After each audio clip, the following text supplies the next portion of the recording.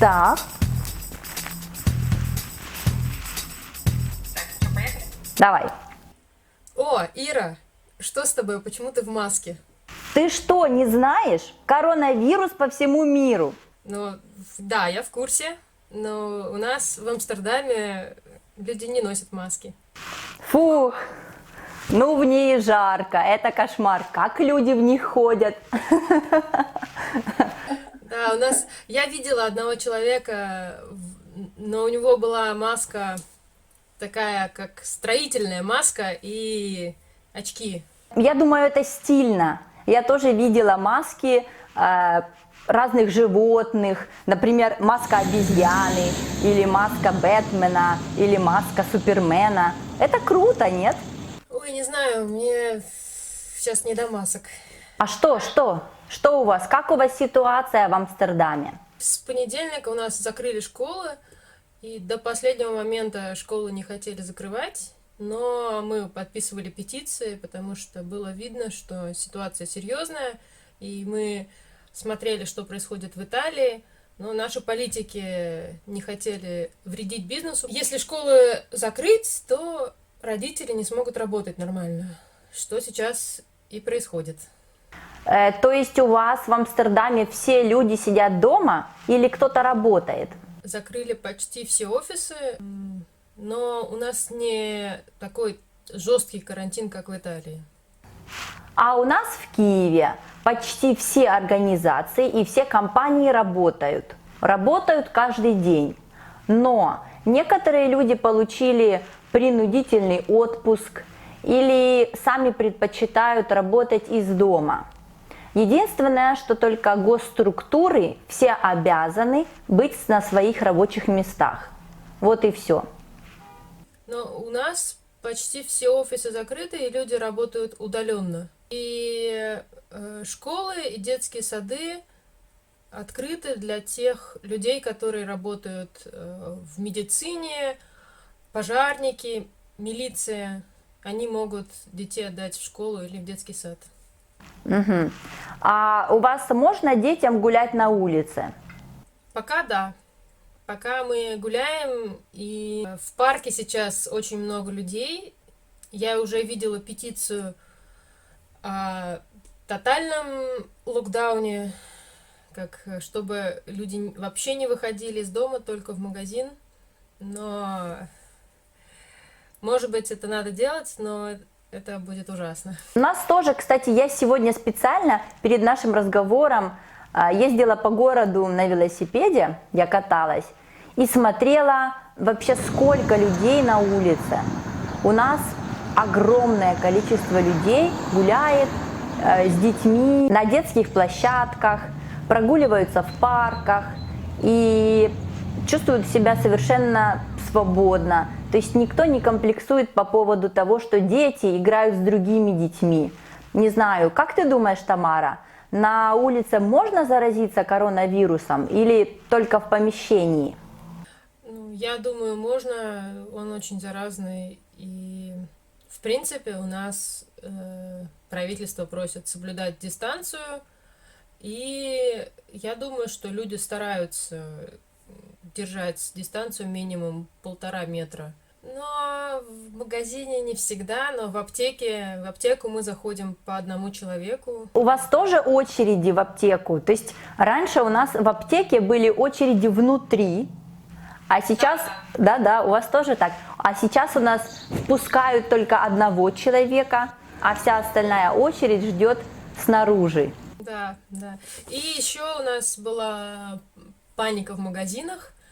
У нас есть такое слово хамстеры. Это значит слово хамстер как хомяк, как хомяк, который делает запасы. И я не сразу пошла в магазин, но на второй день этой паники я увидела, что нет овощей, нет йогуртов, пасты, соусов. Сейчас продукты есть, но уже 5-й день нет туалетной бумаги. Туалетная бумага теперь это просто хит. Я не знаю почему. В Германии тоже. И я думаю, в России мне говорили, что люди тоже скупили туалетную бумагу. По-моему, очень странно, если человек собирается оставаться пару недель дома, неужели ему надо 3 пачки туалетной бумаги? Мне кажется, это просто паника. У нас в магазинах есть все.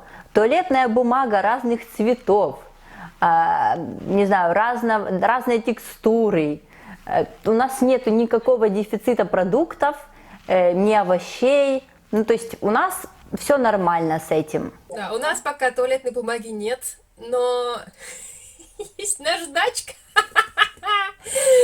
Это анекдот был такой. Извините, туалетной бумаги нет, но есть наждачка. 0,1, 0,2, 0,3. Ладно, это можно вырезать. Я слышала, что у вас закрыли метро, это правда? Ты представляешь, это просто невероятно, потому что весь город встал. Большинство людей обычно ездят на работу на метро, потому что это быстро, потому что это дешево.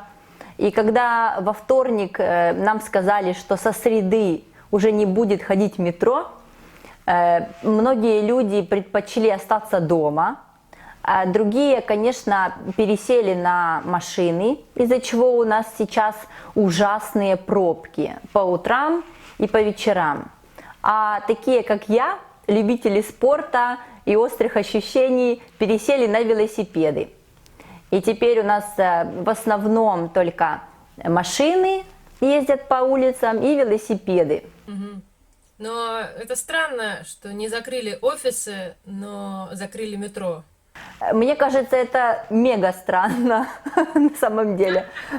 Потому что как люди могут работать, если они не могут добраться до работы? Причем, Тамара, слушай, еще один момент, что у нас метро не работает, но зато работают автобусы, троллейбусы и трамваи. То есть единственное правило, единственное ограничение – это то, что в общественном транспорте может находиться только 20 человек вместе. Больше нельзя. И кто их считает? Никто не считает. В этом-то и весь прикол. То есть люди могут натрамбовываться пачками, просто столько, сколько им хочется. Хотя у нас по городу ходят контролеры. Они-то и проверяют, сколько людей ездит в троллейбусах, в трамваях, сколько людей заходит в аптеки или в магазины, хозяйственные магазины. Так что есть какой-то контроль, но, мне кажется, недостаточный. Да, я чувствую, что каждая страна по-своему творчески подходит к решению проблемы. А что интересного у вас? Например, ты сказала уже, что вы не носите маски. А как вы защищаетесь тогда от вируса? Ну, общие правила, они везде есть, везде в интернете, и у нас ничем не отличаются. Говорят, что маски должны носить те, кто болеют, чтобы все, что ты чихаешь и кашляешь, не вылетало из тебя на других людей. Нужно мыть руки, не трогать лицо. Мы стараемся, да, я раз 20 в день мою руки. Да, у меня такая же проблема. И теперь мои руки даже кожа немного стала суше, чем обычно, из-за того, что я мою руки слишком часто. Так что, Тамара, передать вам посылочку с туалетной бумагой? Но у нас уже почти критическая ситуация, так что если не появится туалетная бумага, первым делом напишу тебе. Была рада тебя слышать, видеть. Будь здорова. И ты тоже. Пока. Давай. Насчет, если сравнивать с Киевом, то... Нет, не так. У нас нет никакого дефицита продуктов. Мне кажется, это совершенно странно. Не так. А что смешно, да? Такой ассортимент туалетки. Так, что дальше, Ага. Блин, я заржала, пока ты говорила.